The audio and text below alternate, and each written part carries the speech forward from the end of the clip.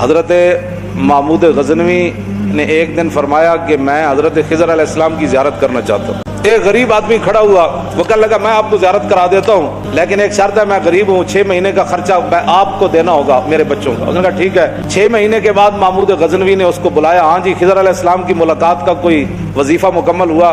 اس نے کہا جی کچھ وظیفے الٹ ہو گئے، 6 مہینے اور چاہیے۔ اس نے کہا ٹھیک ہے۔ سال کے بعد اس کو پھر حضرت محمود غزنوی بلایا، فرمایا ہاں جی خضر علیہ السلام نہ کوئی میری ملاقات کا امکان پیدا ہویا، تسی وظیفے جو کر رہے ہو دریا دے کنارے۔ انہوں نے کہا جی میں کہاں، خضر علیہ السلام کہاں، میں نے تو آپ کے ساتھ جھوٹ بولا ہے، غریب آدمی تھا تو پیسے میرا روٹی پانی چل گیا 1 سال۔ تو محمود غزنوی کا مجلس لگی ہوئی تھی، ہزاروں لوگ موجود تھے، غوث بھی تھے، کتب بھی تھے، ابدال بھی تھے، محدث بھی تھے، مفسر بھی تھے۔ تو اس نے اپنے ایک وزیر کی طرف اشارہ کر کے کہا بتاؤ بھائی جو بادشاہ سے جھوٹ بولے اس کی کیا سزا ہے؟ وہ وزیر کہنے لگا کہ اس کو قتل کر دیا جائے۔ محمود غزنوی کے مجلس میں ایک نورانی چہرے والے بزرگ بیٹھے تھے، انہوں نے کہا بادشاہ سلامت، اس نے بالکل ٹھیک کہا۔ پھر اس نے ایک دوسرے وزیر سے پوچھا، اس نے کہا جی اس کی کیا سزا ہے جس نے بادشاہ سے داؤ بھی لگایا اور جھوٹ بھی بولا؟ اس نے کہا یہ گردن نہ اتاریں، یہ تو پھر جلدی مر جائے گا، اس پر کتے چھوڑے، یہاں تک کہ کتے اسے نوچ نوچ کر کھائیں تاکہ اس کو پتہ چلے بادشاہ سے جھوٹ نہیں بولا جاتا۔ تو وہ بزرگ نورانی چہرے والے کہنے لگے بادشاہ سلامت، اس نے ٹھیک کہا۔ پھر اس نے حضرت ایاز کو کہا، ایک ہی صف میں کھڑے ہو گئے محمود و ایاز۔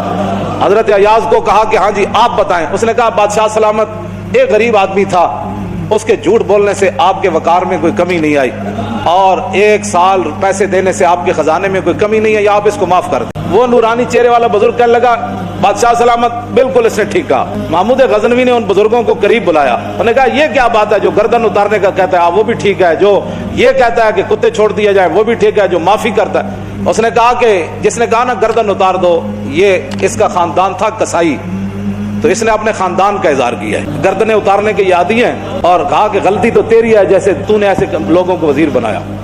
اس نے کہا جس نے کتوں کا کہا نا کتے چھوڑو، اس کے آباء و اجداد بادشاہوں کے کتے نہلایا کرتے تھے۔ اس نے اپنے خاندان کا اظہار کیا ہے، اس نے اپنی فطرت اپنے خون کا بتایا ہے، اور کہا کہ رہ گیا ایاز تو یہ سید ہے، اور سید کربلا میں لٹے بھی گئے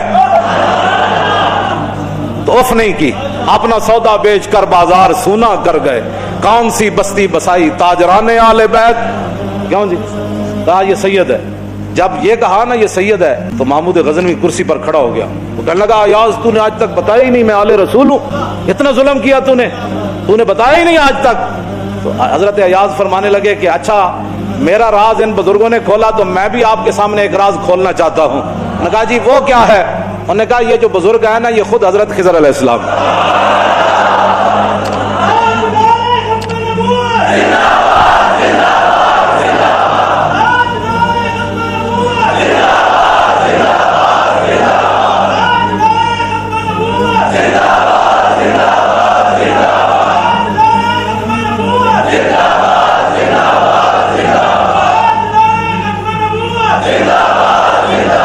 توجہ بھائی توجہ، آپ اور ہم خوش نصیب ہیں کہ ہم اپنے خون کا اظہار کر رہے ہیں۔ ہمارے آباء و اجداد